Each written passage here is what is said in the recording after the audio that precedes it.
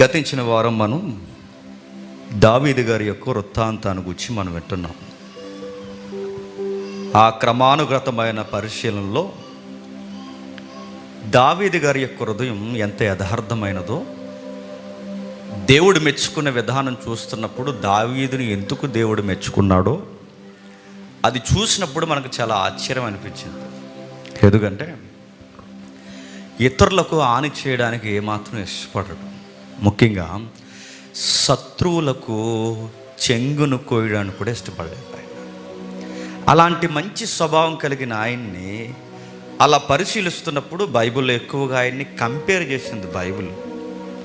మీరు ఏ రాజు చరిత్రని మీరు రాజుల గ్రంథాన్ని తిరగేయండి, అరే ఇతను దావీదు వలె లేడు అన్నాడు దేవుడు.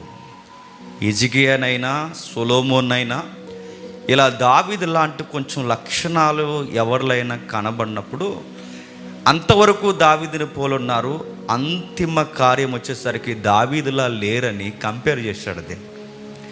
ఇలా దావీదుని గురించి మనం మాట్లాడుకుంటూ కొన్ని వచనాలు మనం తిరగేస్తే మీరు ఇంటికి వెళ్ళిన తర్వాత చూడండి. ఈ మొదటి రాజులు 11వ అధ్యాయం 4వ వచనం ఒకసారి టచ్ చేయండి, ఒకసారి చూద్దాం. ఒకసారి మొదటి రాజుల గ్రంథం 4వ అధ్యాయం, క్షమించండి 11వ అధ్యాయం 4వ వచనం చూడండి. సొలొమోను వృద్ధుడైనప్పుడు అతను హృదయమందు ఇతర దేవతల తట్టు అతని తండ్రి అయిన దావీదు వలె అలా చదవకూడదమ్మా. కట్ కట్ కట్ కట్ అలా వద్దు, కరెక్ట్గా చదవండి ఎవరైనా.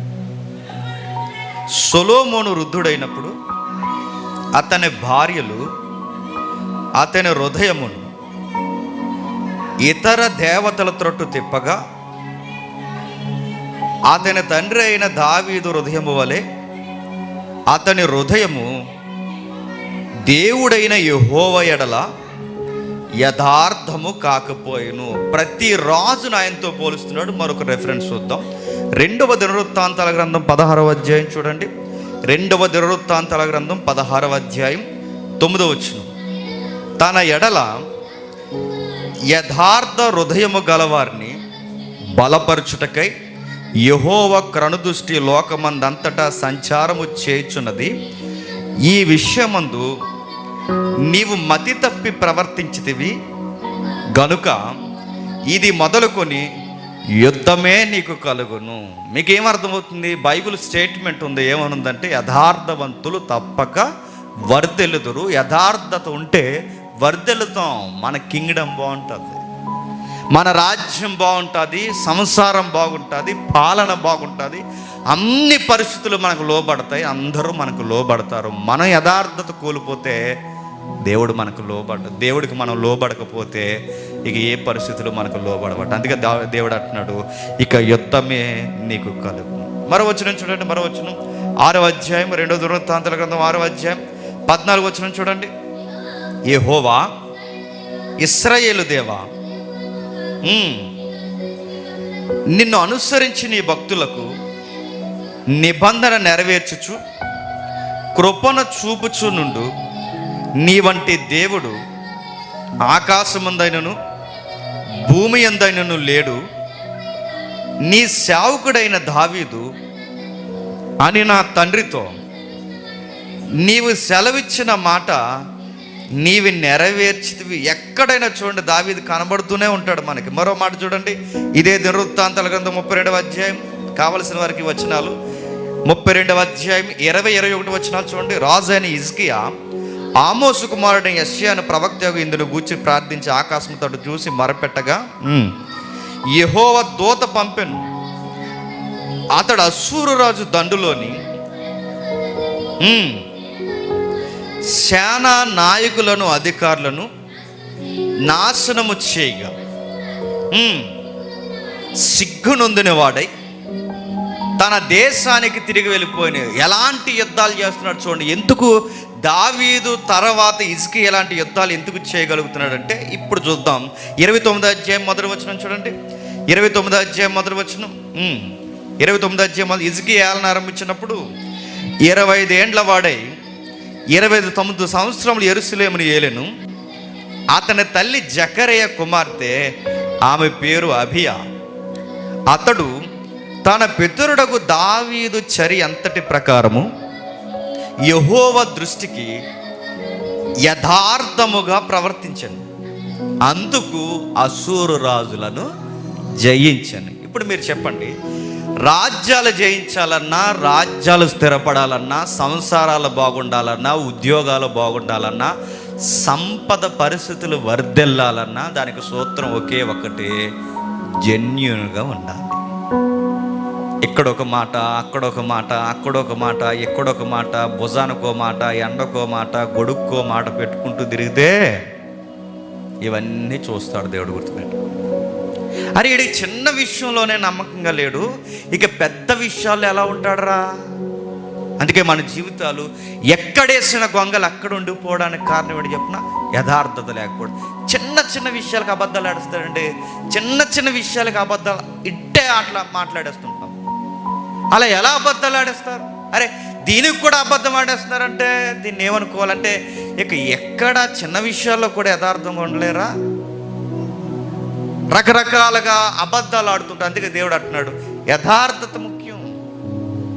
ఇది ఎప్పుడైనా ఎవరైనా మనం పిలిచినప్పుడు ఏ పెళ్ళికి అంటారు, వస్తాను బ్రదర్ అనుకో, రాలేను బ్రదర్, కుదిరితే ఖచ్చితంగా వస్తానని చెప్పు. ఒకవేళ మనం ఆ జెన్యూనిటీ మెయింటైన్ చేయకపోతే చెప్తారు కానీ, చెప్పండి రా, హుసేన్పురం అని ఒక ఊరుంది, ఆ తమ్ముడు పెళ్ళికి పిలిచాడు, నాకు డేట్ గుర్తులేదు, ఎవడొచ్చినా రాకపోయినా ఆకాశం విరిగిపోయినా నేను వస్తానన్నా. విషయం ఏడు చెప్పిన ఆ రోజే కర్నూలు మీటింగ్, నాకు తెలియదు. ఇప్పుడు నాకు లుక్ ఇచ్చాడు ఉదయం వచ్చి, అంత మాట అన్నావు రాలేదని. అది ఎలా ఉంటుంది తెలుసా? మనం ఏమో కర్నూలులో ఉంటాం, మనకు తెలియదు. సరిగ్గా అదే టైంలో పెళ్లి పెట్టుకున్నాడు. అది ఎలా ఉంటుంది చెప్పండి? మాట తప్పునట్టు. అందుకే ఏదన్నా చేస్తామంటే చేస్తాం, చేయలేమా? మా వల్ల అవుతుంది బ్రదర్. వస్తామంటే వస్తాం బ్రదర్, కుడితే ఖచ్చితంగా వస్తాం, కుదరకపోతే రాలేనేమని. ఈ యథార్థత చిన్న విషయాల్లో కూడా మనం మెయింటైన్ చేయాలి. ఇది ఎందుకు నేను చెప్తానంటే, దావీదు యథార్థపరుడు అంటే ఏంటి సార్? యథార్థపరుడు అంటే మీకు లాస్ట్ వీక్ చెప్పాను, లోపల ఎలా ఉంటాడో బయట ఎలా ఉంటాడు, బయట ఎలా ఉంటాడో లోపల అలా ఉంటాడు. అంత బాగుందండి గ్రాఫ్. కానీ శత్రువు యొక్క చెంగునే కోయని దావీదు ఉరియాని చంపేశాడు. కొంచెం జాగ్రత్తగా ఉన్నాడు, నాకు భయం వేసే ఎపిసోడ్ అది. ఉరియాని ఎందుకు చంపేశాడు? కొన్ని కారణాలు ఉన్నాయి అక్కడ. ఆయన కూర్చుని రాయబడిన ఆ ఒక్క విషయాన్ని ఎంత ఎలుపురేటుగా రాస్తున్నాడు చూడండి. ఇప్పుడు చూడండి కొంచెం జాగ్రత్తగా. మనం ఏ వచనాన్ని వదిలేమో అక్కడి నుంచి పరిశీలిద్దాం. మొదటి రాజుల గ్రంథం 15వ అధ్యాయం, మొదటి రాజుల గ్రంథం 15వ అధ్యాయం మొదటి 4 వచనాలు. ఇశ్రాయేలు రాజైన యెరోబాము ఏలుబడిలో 23 సంవత్సరాలు అమధ్య కుమారుడైన ఏలన ఆరంభించను. అతడు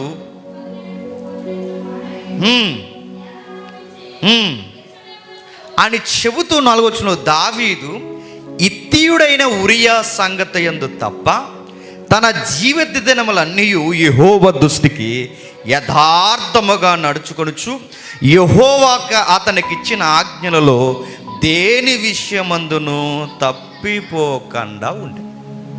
క్వశ్చన్ అడుగుతున్నాను, అన్ని విషయంలో బాగున్న దావీదు గారు బెత్షెబా విషయంలో ఎందుకు మిస్టేక్ చేయాల్సి వచ్చింది? అన్నీ బాగున్నాడండి. గొర్రెల దగ్గర బాగున్నాడు, గొర్రెల కాపరి నుంచి ప్రజల కాపరి అయినప్పుడు బాగున్నాడు, పాటల్లో బాగున్నాడు, సామెతల్లో బాగున్నాడు, సంగతుల్లో బాగున్నాడు, బిడ్డలు పుట్టినప్పుడు బాగున్నాడు, అన్ని విషయాల్లో బాగున్నాడు, పెళ్ళి, గొలియాత్ ఫైటు, అన్ని బడ్జెట్ లెక్కలు అన్నీ బాగున్నాడు. కానీ బెత్షెబా విషయంలో లూజ్ అయ్యాడు. ఎందుకు అయ్యాడు? ఏదో బలమైన కారణమే ఉండాలి. దావీదుకు బాగా విన్నాడు. దావీదు ఎందుకు లూజ్ అయ్యాడో సొలొమోను అందుకే లూజ్ అయ్యాడు. సొలొమోను గారు ఎందుకు లూజ్ అయ్యారో చెప్పండి, దావీదు గారు కూడా అందుకే లూజ్ అయ్యారు. ఇప్పుడు చెప్పండి, సొలొమోను గారు ఎందుకు లూజ్ అయిపోయారు? బైబిల్ చదవడం మానేశాడు ఆయన. నెక్స్ట్ దేవుడితో సంభాషించడం మానేశాడు ఆయన. నెక్స్ట్ దేవుని పనిని నిర్లక్ష్యం చేశాడు ఆయన. ఎగ్జాక్ట్ దావీదు గారు కూడా దేవుని పనిని నిర్లక్ష్యం చేశాడు, అందుకే దొరికేశాడు. ఎక్కడ ఒక్కసారి చూద్దాం, ఈ కేస్ స్టడీ ఒకసారి చూద్దాం. వీలైతే త్వరగా తెలిసి మనం పశ్చాత్తాపం వెళ్ళడానికి చూద్దాం. వీలైతే ఈ కేసును త్వరగా తేల్చడానికి చూద్దాం. ఒకసారి చూద్దాం. రెండవ సమూయేలు గ్రంథం 11వ అధ్యాయం. 2వ సమూయేలు గ్రంథం 11వ అధ్యాయం మొదటి వచనం నుంచి చూడండి. ఏ కాలం అంట? వసంతకాలం. పక్షులు అరుస్తున్నాయి, చెట్లు సిగురిస్తున్నాయి, చల్లగాలులు అలా ఈస్తున్నాయి. అట్మాస్ఫియర్ చాలా బాగుంది. చల్లగాలులు చక్కగా, ఈ వాతావరణం అంతా బాగున్నప్పుడు సరిగ్గా వాతావరణం ఇంత నిమ్మలంగా ఉన్న టైంలో రాజులకి మంచి యుద్ధాల టైం ఏంటండి? వసంతకాలం. ఎందుకు రాజులకి ఆ యుద్ధాల కాలం వసంతకాలాన్ని తీసుకుంటారంటే ఆ టైంలో వర్షాలు ఉండవు, నెక్స్ట్ ఎండలు ఎక్కువ ఉండవు, నెక్స్ట్ వాతావరణం పొడిగాను చల్లగాను చక్కగా ఉంటుంది కనుక ఆ టైంలో యుద్ధాలకు ఎక్కువ ప్రకటించేవారు. ఆ టైంలో వసంతకాలమున రాజులు యుద్ధానికి బయలుదేరు సమయమున దావీదు యోవాబును అతని వారిని వారు అమోరీలను సంహరించి రబ్బా పట్టణమును ముట్టడి వేసిరి. అయితే దావీదు యెరూషలేమునందు నిలిచిపోయాడు. బాగా వినండి, గొలియాతు మీద యుద్ధం చేశాడు కాబట్టే ఈరోజు రాజు అయ్యాడు. చాలా మందిని ఇశ్రాయేలు ప్రజల మీదకి రాకుండా కాపాడడానికే దావీదు గారు రాజు అయ్యాడు. అలాంటి యుద్ధమే దేవుని పని. దేవుని పని ఆ రోజుల్లో యుద్ధమే దేవుని పని. ఇలాంటి దేవుని పని బాగా జరుగుతున్నప్పుడు దేవుని పని మానేసి ఇంట్లో కూర్చున్నాడట. ఇక్కడ జాగ్రత్తగా వినండి, ఎవరైతే దేవుని పనిని, దేవుని సహవాసాన్ని, ధర్మశాస్త్రాన్ని నిర్లక్ష్యం చేస్తారో అలాంటి వారికి రకరకాలు చూపిస్తాడు. ఎవరనుకుంటున్నారు? సాతానుగాడు రకరకాల విన్యాసాలు మనకు చూపిస్తాడు. అందులో ఒకటి చూపిస్తున్నాడు దావీదు గారికి. ఎలాంటి విన్యాసాలు చూపిస్తున్నాడు చూడండి ఒకసారి. 2వ వచనం. ఒకానొక దినమున ప్రొద్దుకృంగు వేళ దావీదు పడక మీద నుండి లేచి రాజనగర మిద్దె మీద నడుచుచు పైనుండి చూచుచుండగా స్నానము చేయు ఒక స్త్రీ కనబడెను. ఆమె బహు సౌందర్యవతి అయ్యుండుట చూసి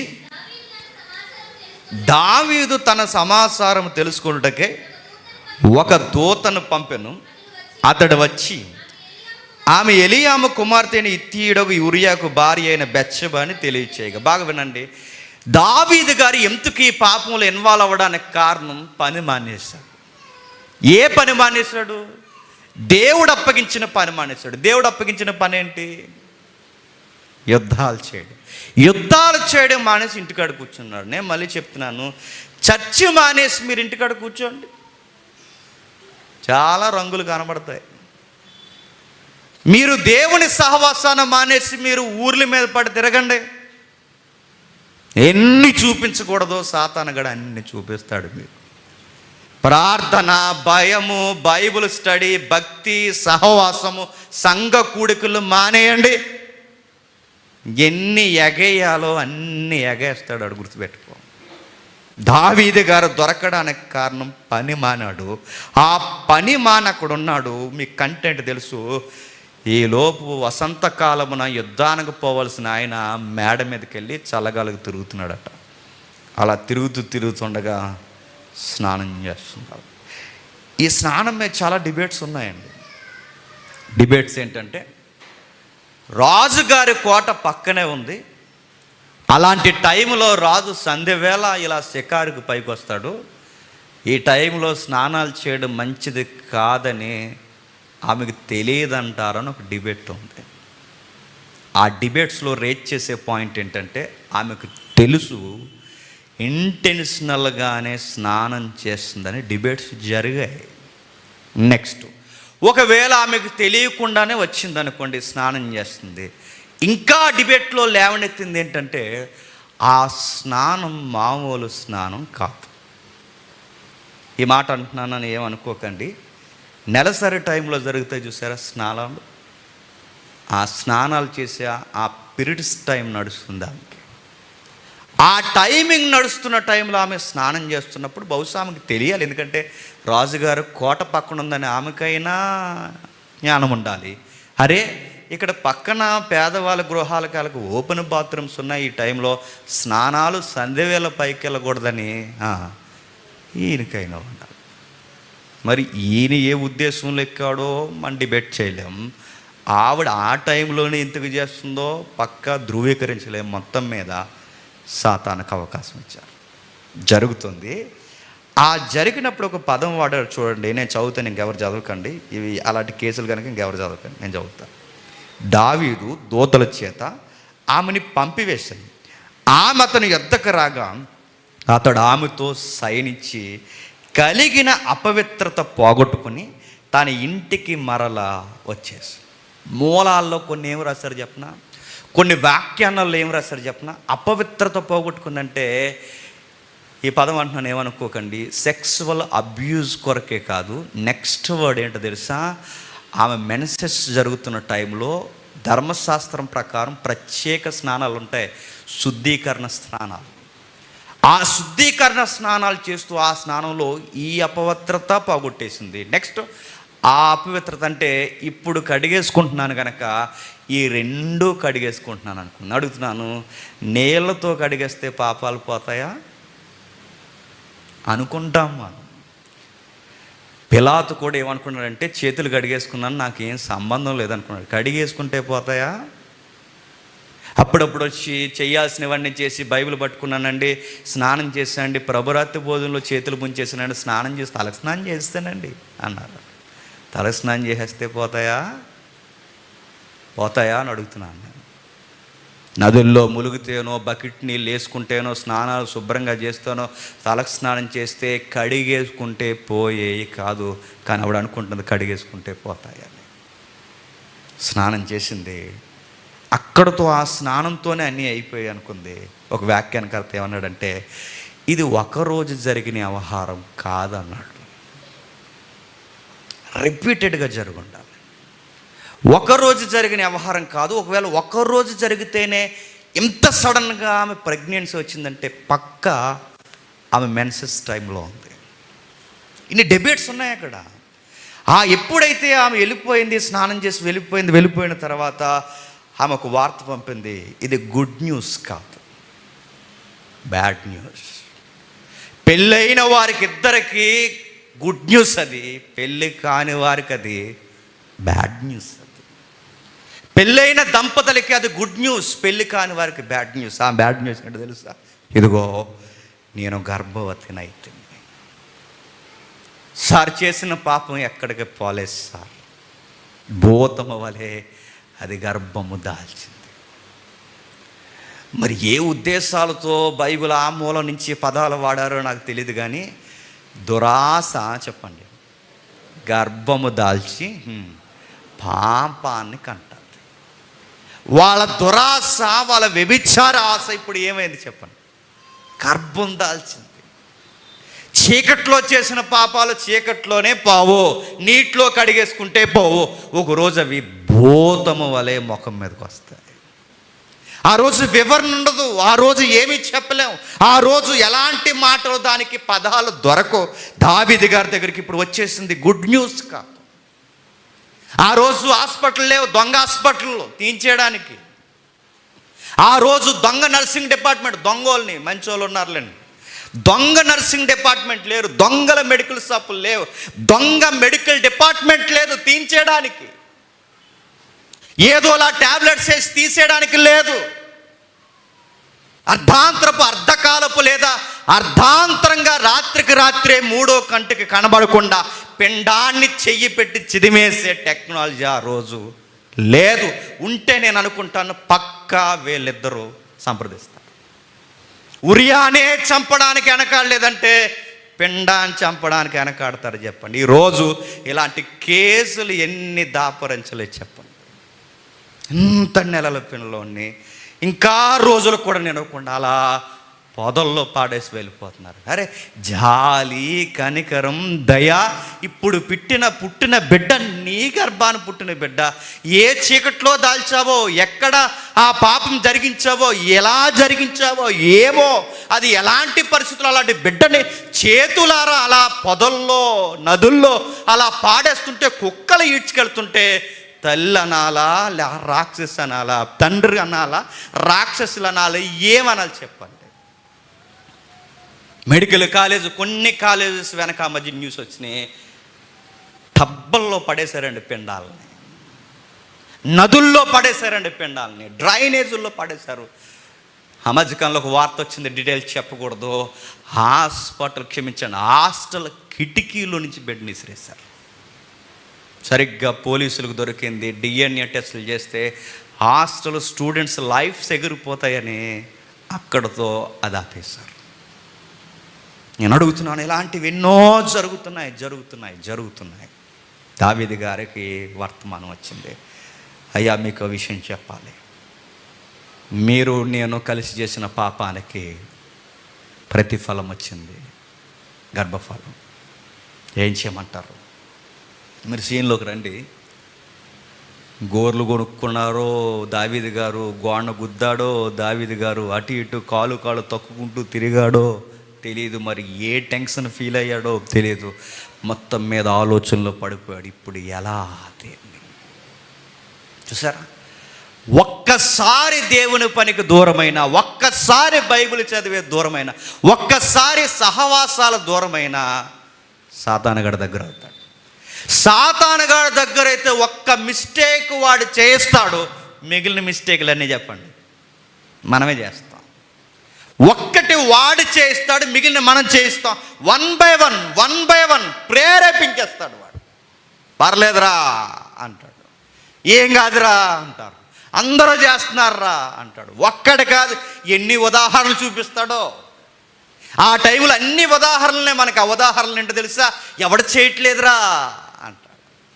రకరకాలు, ఎవర్రా, మొగోడురా అంటారు, తిరుగుతావురా అంటారు. ఈ వయసులో కాకపోతే ఏ వయసులో, ఎన్ని ఫిలాసఫీలు వినబడతాయి అనుకుంటున్నారు ఆ టైంలో. ఎంత చెడిపోతాయి, ఎంత అబ్యూస్గా ఉంటే అంత ఫ్యాషన్ అన్నట్టు జరుగుతాయి. అయిపోయింది, జరగాల్సిన నష్టం జరిగిపోయింది, ఇప్పుడు వెళ్ళిపోయాడు. ఇది ఏం చేయాలి ఇప్పుడు? ఈ వార్తని దావీదు గారికి ఇప్పుడు తీసుకెళ్ళి ఇది నాది అని కాదని అనలేడు. ఎందుకంటే ఈమె గర్భం దాల్చే సమయానికి అసలు యజమాని ఇంటికాడ లేడు, యుద్ధంలో ఉన్నాడు. ఈయనే ఉన్నాడు ఇంటికాడ. ఎవరు చెప్పండి? దావీదు గారు. ఆయన ఎక్కడో ఉన్నాడు. ఇప్పుడు ఈయన దీన్ని ఎలా ఇది నాది కాదని చెప్పడానికి ఎలా అంటే స్కెచ్లు వేశాడు, గ్రాఫ్లు వేయించాడు, మనుషులతో రకరకాల పన్నాగాలు పండించాడు. చివరికి ఆయన ఏం చేశాడంటే ఉరియాను యుద్ధం నుంచి రప్పించి ఏమంటున్నాడు చూడండి, ఏమంటున్నాడు 7వ వచనంలో, ఉరియా దావీదు యొద్దకు రాగా దావీదు గారు యోబాబు యోగక్షేమమును, జనుల యొక్క యోగక్షేమమును, యుద్ధ సమాచారము. అండి నేను అడుగుతున్నానండి, మనం నిజంగా అక్కడ ఆ సీన్లో ఉంటే ఎక్కడ అనుమానం రాదండి ఆయన మీద.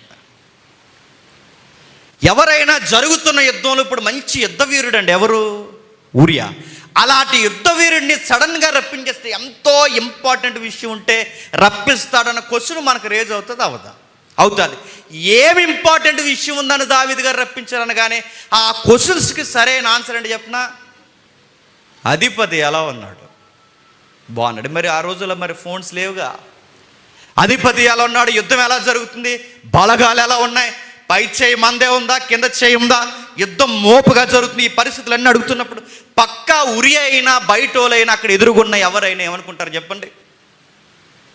ఇంపార్టెంట్ న్యూస్ కొరకే ఉరియాని రప్పించాడు రా అనుకుంటా. ఇంత విలువైన సమాచారం కొరకే ఉరియాని రప్పించాడు. వచ్చినప్పుడు ఆ 10వ వచనంలో ఏం జరుగుతుందో చూడండి.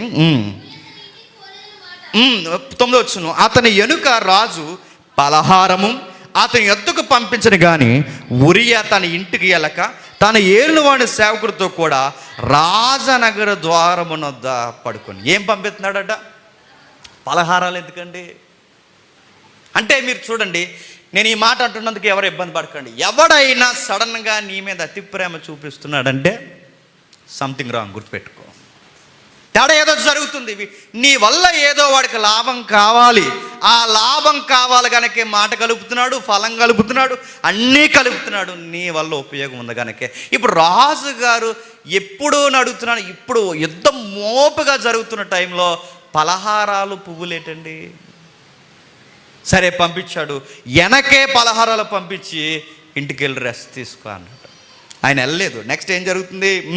ఉరియా తన ఇంటికి పోలేదన్న మాట దావీదుకి వినబడినప్పుడు దావీదు ఉరియాని పిలిపించి, నువ్వు ప్రయాణం చేసి వచ్చేది కదా, ఇంటికి వెళ్ళకపోతేవేమని అడుగుగా, ఉరియా మందసము ఇశ్రాయేలు వారును యోధా వారును గుడారంలో నివసించుచుండగా నా అధిపతియగు యోయాబు నా ఏనుగుడు నీ సేవకులను బయట దండులో ఉండుటకును భోజనపానం చేయుటకును నా భార్య వద్ద పడుకుంటుటకు ఇంటికి పోదునా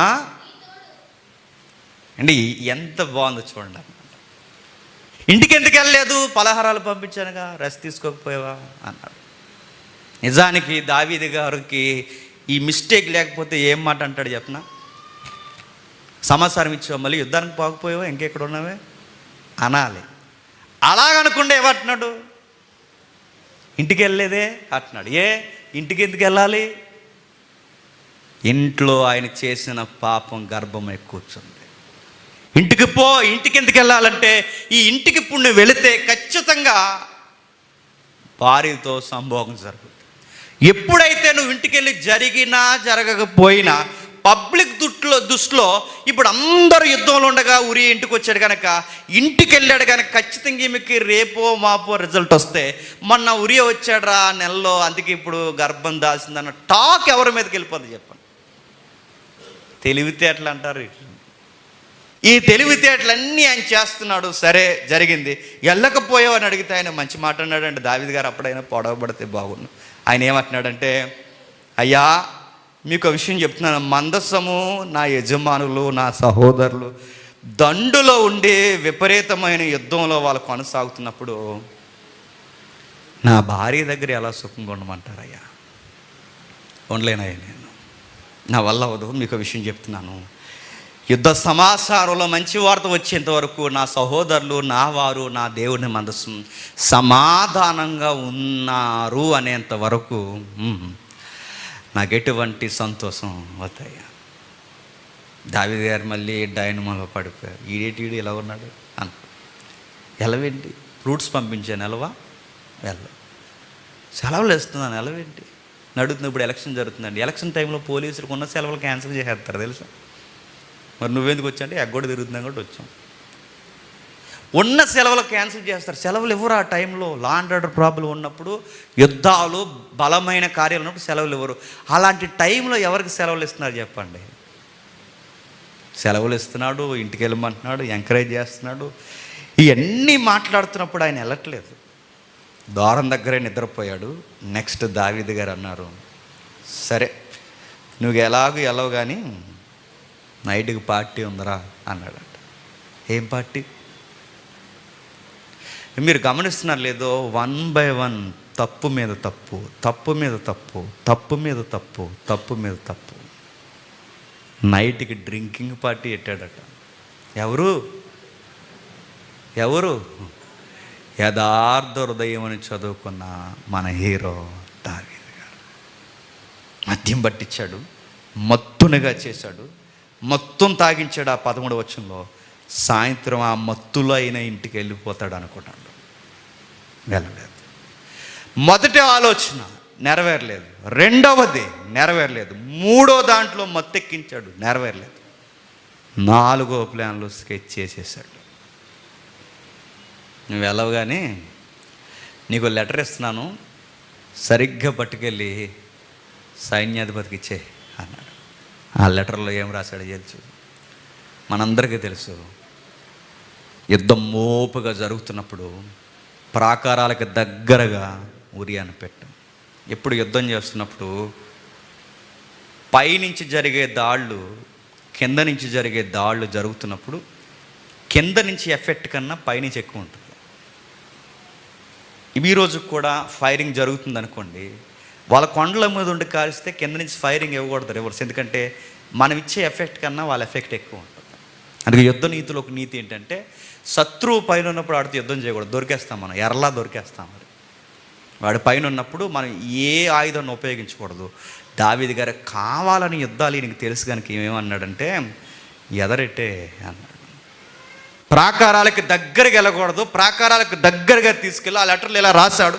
యుద్ధము మోపుగా జరుగుతున్నప్పుడు ప్రాకారాలకు దగ్గరగా తీసుకెళ్ళి ఆ ప్రాకారాల నుంచి బాణాలు వేసే ప్లేస్లో ఉరియాను పెట్టాయి. ఎందుకంటే పక్కా పైనుంచి బాణాలు కింద ఎంత వీరుడున్నా తగిలేస్తాయి.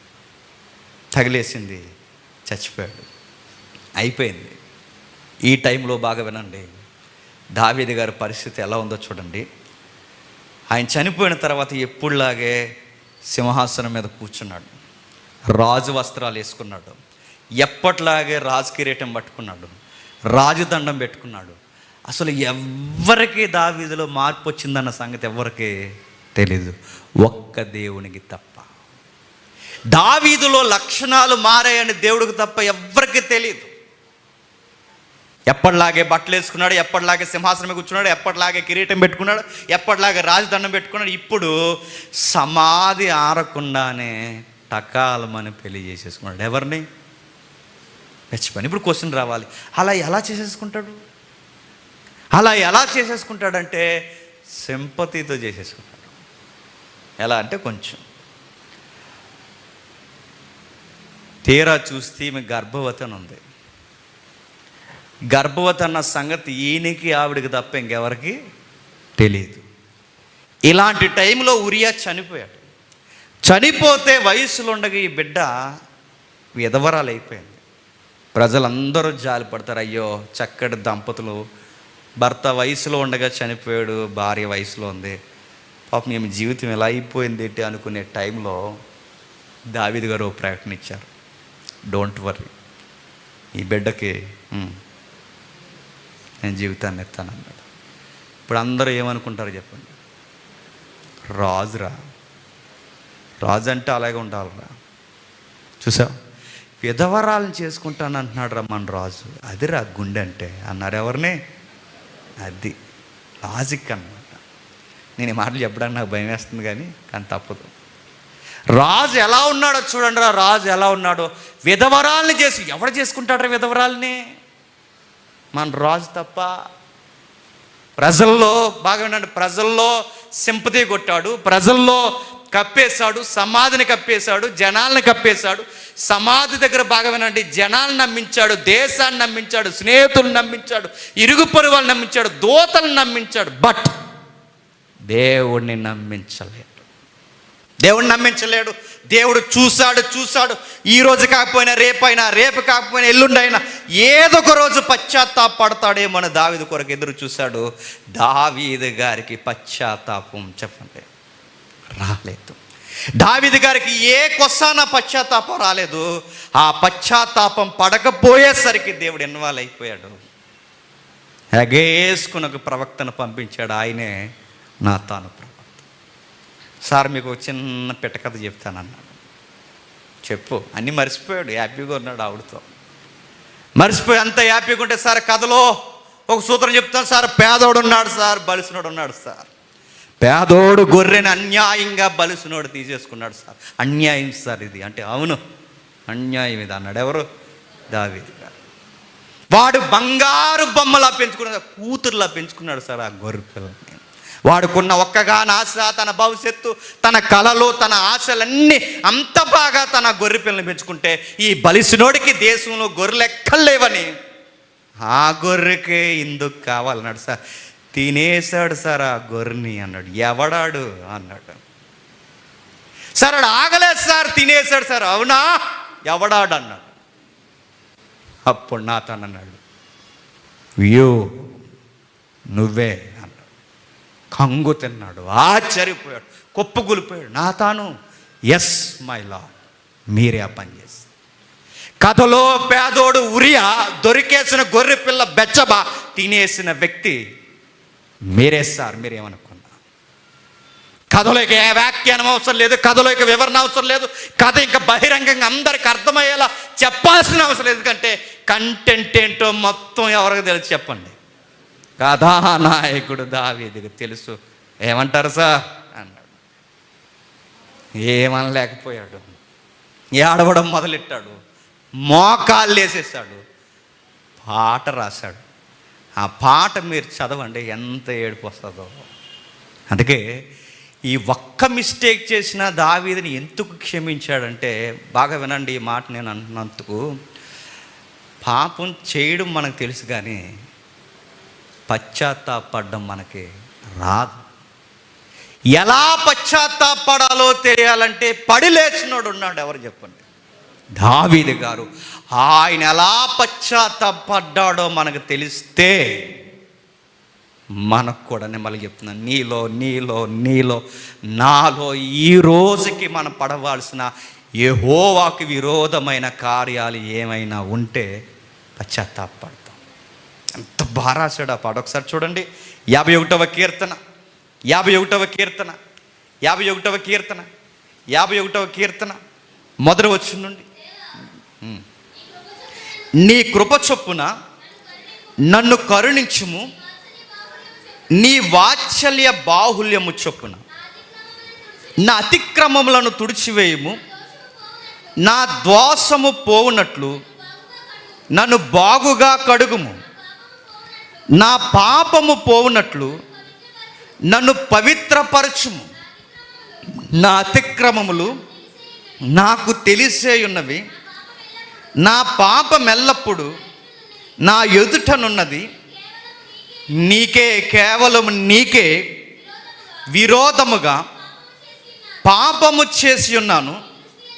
నీ దృష్టి ఎదుట నేను చెడుతనము చేసి ఉన్నాను. కావున నీవు నీతిమంతుడుగా అగపడదు. వాగ్దాం.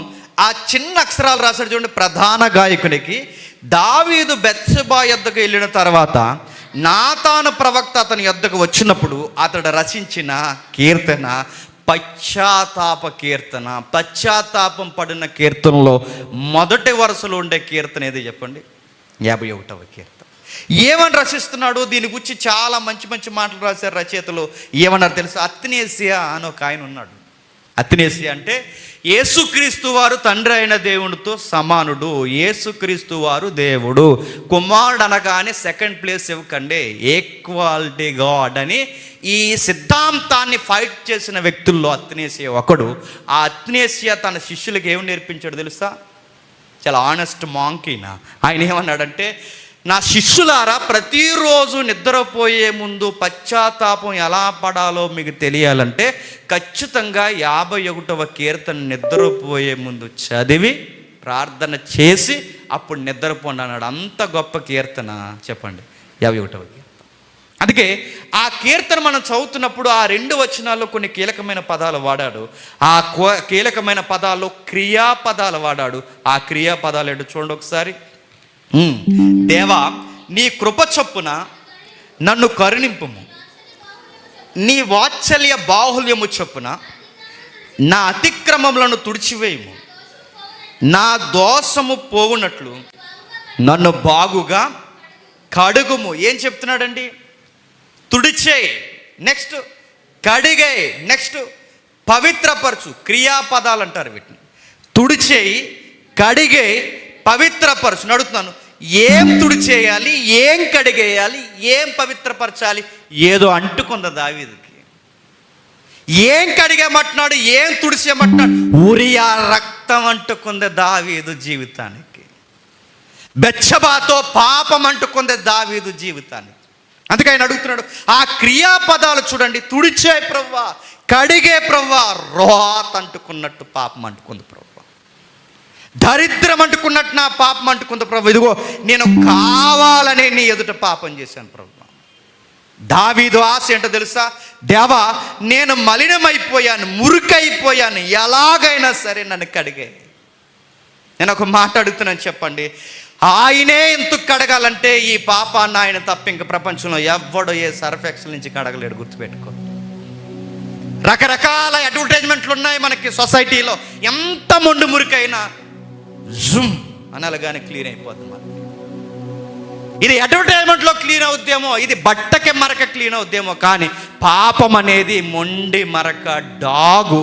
అది హృదయానికి పట్టింది, దరిద్రం పట్టినట్టు పట్టింది. బెత్షెబా దగ్గర నుంచి ఆయనకి పట్టింది. అంటే అంటున్నాడు ఆయన, కడిగే ప్రభువా, నువ్వు తప్ప ఇంకెవ్వడో ఈ రోతను కడగలేడు ప్రభువా.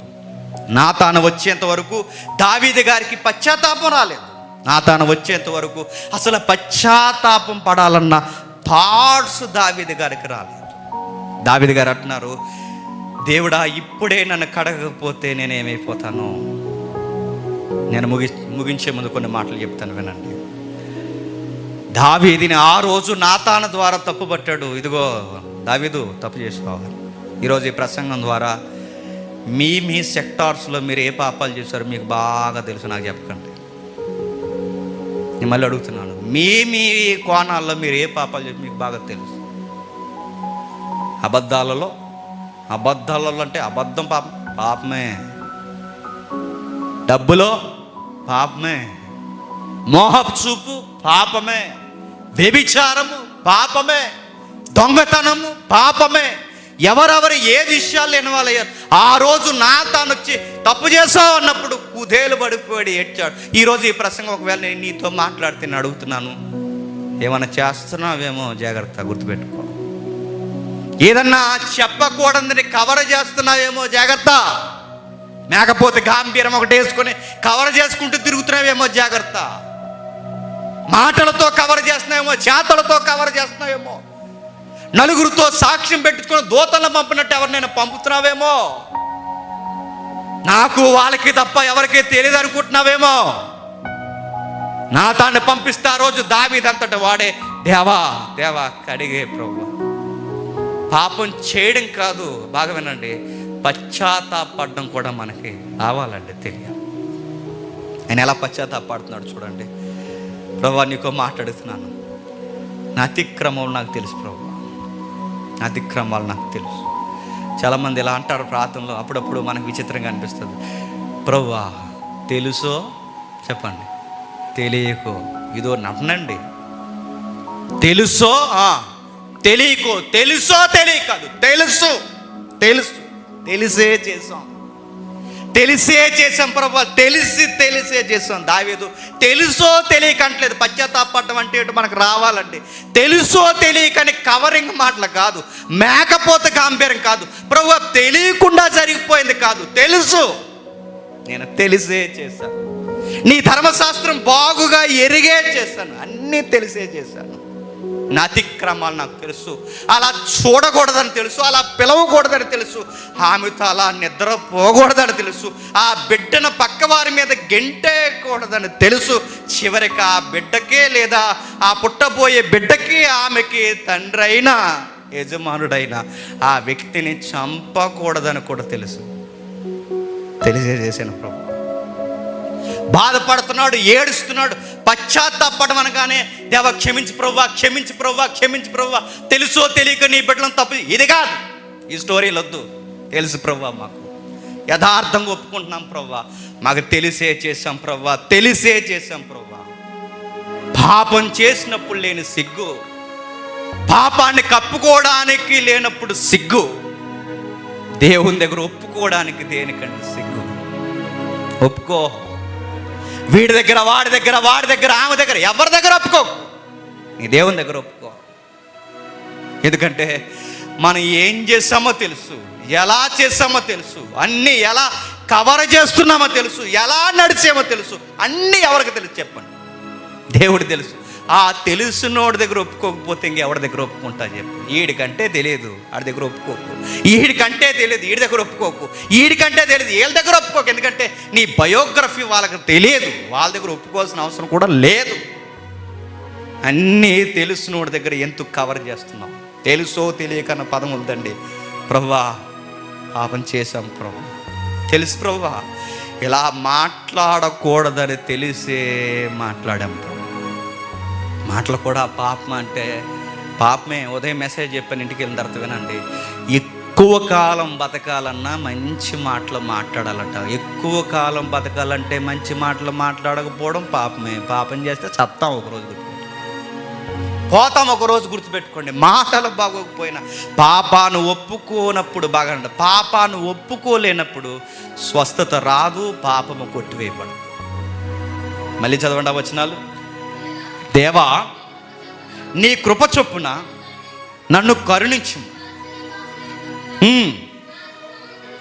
నా అతిక్రమములు తుడిచివేము, నా దోషము పోవునట్లు నన్ను బాగుగా కడుగుము, నా పాపము పోవునట్లు నన్ను పవిత్రపరచుము. ఏమంటున్నాడు చూడండి, ఎంత బాగా మాట్లాడుతున్నాడు. ప్రభువా, నాకు తెలుసు ప్రభువా, నా దోషాలు పోవాలి, నా పాపాలు పోవాలి, నా అతిక్రమాలు పోవాలి. వీటన్నిటి విషయంలో నీకు చెప్తున్నాను ప్రభువా, నీ వాత్సల్య బాహుల్యము చొప్పున అతిక్రమాలని తుడిచే. ఈ భూమి మీద దేనితో కడుక్కున్నా పోదు. ఆ రోజు అనుకుంది ఆవిడ స్నానం చేస్తే పోతుందని. నేను అనుకున్నాను స్నానం చేస్తే పోతుందని. ఇప్పుడు అర్థమైంది స్నానాలు చేస్తే పోవు అని. మేము అనుకుంటున్నాం నీళ్ళతో కడిగేసుకుంటే పోతాయని. కానీ ఈరోజు మాకు అర్థమైంది నీళ్ళతో కడుక్కుంటే మురుకుపోద్దేమో కానీ పాపం పోదు ప్రభువా. కడగలిగేవాడు నీవే ప్రభువా. నా హాని క్షమించు, నా మోహాన్ని క్షమించు, నా మూర్ఖత్వాన్ని క్షమించు, నా కోపాన్ని క్షమించు, నా ధనాశను క్షమించు, నా వ్యభిచారాన్ని క్షమించు, నా అడ్డగోల మాటలు బొంకేసే స్వభావాన్ని క్షమించు. పెద్ద మనుషులా తిరుగుతున్న నీ దృష్టిలో చిన్నోడినైపోయిన ఆ తత్వాన్ని క్షమించు. యథార్థంగా మాట్లాడుతున్నాడు దావీదు. ఎంత బాగా మాట్లాడుతున్నాడంటే ఆయన ఒప్పుకుంటూ మాట్లాడుతున్నాడు, ఒప్పుకుంటూ. 4వ వచనం చదవండి. కేవలము నీకే విరోధముగా నేను పాపము చేసి తిని, నేను చెడుతనము చేసి తిని. కొన్నిసార్లు మనం గమనించండి, మనం వీళ్ళకి పాపం చేసాం, వీళ్ళకి వ్యతిరేకంగా వాళ్ళకి వ్యతిరేకంగా అనుకుంటాం. కానీ దావీదు అంటున్నాడు, నేను వీళ్ళకి వాళ్ళకి ఉరియాకి బెత్షెబా కాదు ప్రభువా. మొట్టమొదటి పాయింట్లో నాకు అర్థమైంది, ఈ పాపం నీకే వ్యతిరేకం, నీకే వ్యతిరేకముగా పాపం చేశాను, నీకే వ్యతిరేకంగా పాపం చేశాను. ఇప్పుడు పశ్చాత్తాపడుతున్నాను, పాపం చేయడానికి తెగించాను, ఒప్పుకోవడానికి కుమిలిపోతున్నాను. పాపం చేయడానికి ప్లాన్ చేశాను, నా తాను వచ్చేంత వరకు ఒప్పుకోవాలని తెలియకుండా గంభీరంగా కూర్చొని చూస్తున్నా. నీకే వ్యతిరేకంగా, ఇది ఎవరెవరికి వ్యతిరేకం కాదు ప్రభువా, నీకే వ్యతిరేకంగా. ఓ మాట నేను చెప్పనా, పశ్చాత్తాపడడం అంటే ఏంటో తెలుసా? దేవుణ్ణి బాధ పెట్టామని బాధపడడమే పశ్చాత్తాపం. దేవుణ్ణే బాధ పెట్టానని బాధపడడం పశ్చాత్తాపం. అరే ఇలా మాట్లాడకుండా ఉంటే బాగుండ్రా, పశ్చాత్తాపం. అరే ఇలా చేయకుండా ఉంటే బాగుండ్రా, ఆయన బాధపడుతున్నాడు రా, పశ్చాత్తాపం. ఎందుకురా ఇలా చేస్తున్నావని నా తండ్రి సింహాసనం మీద కూర్చుని బాధపడుతున్నాడు. ఆయన్ని బాధ పెట్టాను, ఆయన్నే బాధ పెట్టాను. నేను బాధ పెట్టింది ఉరియాని మాత్రమే కాదు, నేను బాధ పెట్టింది బెత్షెబానే కాదు, నేను బాధ పెట్టింది ఈ వ్యక్తులనే కాదు, నేను బాధ పెట్టింది ఈ ఊరు వాడ ప్రజలు కాదు, నేను బాధ పెట్టింది సాక్షాత్తు నా తండ్రి అయిన దేవుణ్ణే బాధ పెడుతున్నాను. ముఖ్యమైన ఒక మాట అన్నాడండి, నీ జడ్జిమెంట్లు ఖచ్చితమైన ప్రభువా అంటున్నాడు. చూడండి అక్కడ 4వ వచనంలో, నీ దృష్టి ఎదుట నేను చెడుతనము చేసి ఉన్నాను, కావున నువ్వు ఆజ్ఞ ఇచ్చినప్పుడు నువ్వు నీతిమంతుడు కాకపడదువు, తీర్పు తీర్చినప్పుడు నిర్మలుడుగా కనబడదు. ఆజ్ఞ ఇచ్చినప్పుడు ఎలా ఉంటాడట? నీతిమంతుడివి. నువ్వు తీర్పు తీర్చినప్పుడు నిర్మలంగా ఉంటావు. నేను అడుగుతున్నాను, చెప్పండి, దేవుడు మనం చేసిన తప్పులకి మన పనిష్మెంట్ల మీద మనకు పనిష్మెంట్లు ఇస్తే దేవుడు మనకేమనిపిస్తాడు చెప్పండి? జాలి లేదంటే దేవుడికి నా మీద, కఠినంగా ఉన్నాడంటే దేవుడు నా మీద. ఈ తప్పుకే నన్ను ఎంత బాధ పెట్టాలండి, ఈ తప్పుకే నన్ను ఎంత రుద్దేయాలండి, ఈ మాత్రం దానికే నన్ను ఎంత సొసైటీలో ఎంతమంది చేయట్లేదండి. పిల్లల్ని ఇసిరేస్తున్నారు, మనుషుల్ని ఇసిరేస్తున్నారు, చంపేస్తున్నారు, రక్తాన్ని కాల్చేస్తున్నారు, ఇన్ని పనులు చేస్తున్నారు. ఈ మాత్రం దానికే దేవుడు నా యెడల ఇంత కఠినమైన చర్యలు. అన్నం దొరకట్లేదండి, అప్పులు అయిపోతున్నామండి, రోగాలు వచ్చేస్తున్నాయండి, ఇంట్లో మనశ్శాంతి లేదండి, మా చూస్తుండగా మా ప్రియులు చనిపోతున్నాయి, ఇంత బాధ పెట్టాలి. ఒక్క మిస్టేక్కి దేవుడు మమ్మల్ని ఇంత కఠినంగా వ్యవహరిస్తున్నాడని ఆ పనిష్మెంట్లు ఇస్తున్నప్పుడు దేవుడు మనం ఏమంటాం చెప్పినా, ఈ విషయంలో దేవుడు నా యెడల కఠినముగా ఉన్నాడంట. కానీ దావీదు ఏమంటే చెప్పనా, నువ్వు నాకు పనిష్మెంట్ ఇచ్చే కొలది ప్రభువా నువ్వు కఠినంగా ఉన్నావని నేను అన్నాను. ప్రభువా నువ్వే రైట్, నాదే తప్పు, నువ్వు నాకన్నా బెటర్గా ఉన్నావు, నువ్వు ఎప్పుడూ బాగుంటావు ప్రభువా, తప్పు నాదే, నువ్వు కఠినంగా ఉన్నావని నేను అన్ను, నువ్వు మంచోడివి, నీతిగా ఉన్నావు, నువ్వు నిర్మలుడివి, నువ్వు నాకు జడ్జిమెంట్ ఇచ్చే కొలది ప్రభువా నిన్నేను తిట్టుకోను ప్రభువా, నేను చేశాను కాబట్టే దేవుడు నన్ను ఇంతగా నలుపుతున్నాడని ఒప్పుకుంటున్నాను. నేను అడుగుతున్నాను, పశ్చాత్తాపడడం అంటే ఏంటి చెప్పిన, దేవుడు క్షమిస్తాడు, దాని వెనకాల చెప్పండి పాఠాలు కూడా నేర్పిస్తాడు. పాఠాలు ఖచ్చితంగా నేర్పిస్తాడు. దేవుడు క్షమిస్తాడు ఓకే, కానీ దాని వెనకాల చర్యలు కూడా తీసుకుంటాడు. ఆ చర్యలు న్యాయబద్ధంగా తీసుకుంటాడు. ఆ చర్యలు ఎందుకు తీసుకుంటా ప్రభువా అంటే నిన్ను మార్చడానికి తీసుకుంటాడు. క్షమించేసాను ఇంకెప్పుడు సైకిరా అంటాడు, కానీ దానికి పనిష్మెంట్ కూడా అనుభవించరా అంటాడు. అందుకే మీరు చూడండి, ఏ అరణ్యం నుంచి వచ్చి అంతఃపురానికి వెళ్ళాడో ఇప్పుడు మళ్ళీ ఆ అంతఃపురంలో తప్పు చేసేయడానికి మళ్ళీ ఎక్కడికి పోతున్నాడు చెప్పండి, అరణ్యానికి పోతున్నాడు. ఆ పోతూ ఆ దుప్పట్లు చెప్పులు అవన్నీ పట్టుకుని పోతున్నప్పుడు, ఆ గొరికైన రాళ్ళలో రప్పల్లో నడిచిపోతున్నప్పుడు అందరూ ఏలం చేస్తున్నారు, దావీదు పని అయిపోయిందిరా అని. అందరూ రకరకాలుగా అంటున్నారు, దావీదు కొడుకులు తరిమేస్తున్నారు రా, దావీదు సౌలే పోయాడు అనుకున్నాడు రా, ఇంకా సౌలేడురా, కొడుకున గర్భాన పుట్టిన కొడుకులే దావీదుని తరిమేస్తున్నారు. అయిపోయింది, ఇంకా దావీదు పని అయిపోయింది, ఇక దావీదు ఇంకా లేడని ఇంత ప్రతి కుక్క, చచ్చిన కుక్క కూడా అరుస్తుంది దావీదు మీద. వాడున్నాడు సిమి, ఆడెవడాడు గాలోడు, ఆ గాలోడు కూడా దావీదు మీద అరుస్తున్నాడు. అప్పుడు దావీదు అంటాడు, ప్రభువా ఇది నువ్వు నాకు జడ్జిమెంట్ ఇస్తున్న టైం, నేను ఒప్పుకుంటున్నాను. ఈడు మరుగుతున్నాడు, ఆడు మరుగుతున్నారు, అందరు నన్ను అంటున్నారంటే నువ్వు సెలవకుండా అంటారా ప్రభువా, నువ్వు సెలవిచ్చావు అందుకే నన్ను అంటున్నారు. భరిస్తా అన్నప్పుడల్లా ఏడుస్తా, నువ్వే రైట్ అని ఒప్పుకుంటాను, నాదే తప్పని పరుపులు తేలిపోయేలా ఏడుస్తాను. క్షమించు ప్రభువా, నేను దిద్దుకోలేను, నేను చేయడం అయితే తప్పు చేశాను, కానీ దిద్దుకోవడం నా వల్ల, కడుక్కోవడం నా వల్ల అవ్వదు. అందరి ప్రభువా నేను చెప్తున్నాను, అందరికీ ఈ విధంగా ఉండాలని చూపించాను, కానీ నేను ఉండలేకపోయాను ప్రభు. జీవితంలో చేయకూడని తప్పు చేశాను. దేవుడు కూడా అంటాడు, దావీదు ఇది నీతోనే పోలేదయ్యా, నువ్వు చేసిన మిస్టేక్కి అన్యజనులకి నన్ను లోకు చేసేస్తావు. ఈ రోజుకు చూడండి, ప్రతి గాలోడు దావీదు తప్పులు ఎత్తుతుంటాడు. దావీదు అంతమందిని అలా చేశాడు, ఎందుకు దేవుడు ఎందుకు క్షమించాడు? ఎందుకని దావీదు గారు తప్పెత్తుతున్నాడంటే ఆ రోజు దేవుడు అన్నాడు, బయట వాళ్ళకి అవకాశం ఇచ్చేస్తావు, అనేలా అవకాశం ఇచ్చేస్తావు. వాళ్ళ లక్షణాలు ఎలా ఉంటాయంటే, దావీదు నిన్ననరు, చెప్పండి నన్ను అంటారు. ఇక్కడ ఎలాంటి వాళ్ళని కూడా దేవుడు రాజులుగా నిలబెట్టాడా అంటారు దావీదు. అందుకే దావీదు, ప్రభువా నేను బాధపెట్టింది ఎవరెవరినో కాదు, చెప్పండి నిన్నే నేను బాధపెట్టాను. నువ్వు న్యాయ విధిని నా మీద జరిగిస్తున్నప్పుడు, చర్యలు నువ్వు జరిగిస్తున్నప్పుడు, తీర్పు తీరుస్తున్నప్పుడు నువ్వు నిర్మలుడుగా కనబడతావు. నేనే పాపాత్ముడని ఒప్పుకుంటున్నాను. కిందికి, నేను పాపములో పుట్టిన వాడిని.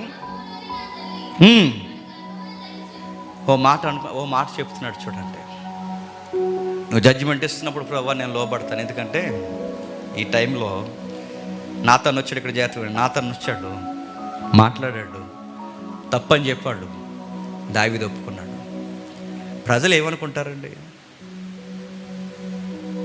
అరే ఏదో మంచోడు అనుకున్నాం మన రాజు, ఎలాటోడా, అరే ఇప్పటి వరకు మనకి ఏదో కొంచెం సింపతితో అమ్మాయిని చేసుకున్నాడు అనుకున్నాం, ఇలాంటివాడా? ఎన్ని అనుకుంటాడండి? ప్రజలందరూ గుసగుసలు మాట్లాడేస్తారు. ప్రజలు, నేను అడుగుతానండి, పాపం చేసిన తర్వాత దేవుడు పనిష్మెంట్లు ఇచ్చినప్పుడు ఎలా ఉంటుందో చెప్పిన? ఫేమ్ పోద్ది, నేమ్ పోద్ది, పైసలు పోతాయి, ఇల్లు గొల్ల అయిపోద్ది, రకరకాల పరిస్థితులు తిరగబడతాయి.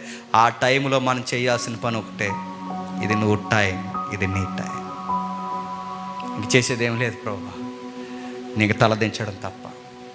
అందరూ ఇలా అనుకుంటారు, ఇశ్రాయేలు అందరూ, ఇతను రాజుగా ఉండడానికి మాకు వీల్లేదు, మాకు వద్దు ఇలాంటి రాజు.